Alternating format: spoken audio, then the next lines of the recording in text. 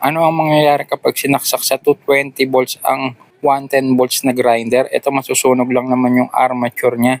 Sa sobrang bilis ng takbo niya, mabilis siya uminit. Katulad nito, nasunog na yung armature niya. Sobrang tulin tumakbo nitong grinder na to kasi nga sinaksak sa 220 volts.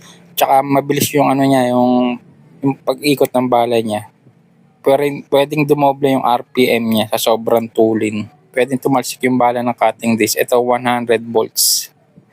At mabilis din iinit yung katawan niya. Katulad nito, mabilis din uminit yung katawan kaya nadamay na rin yung stator niya, nasunog na rin yung copper niya.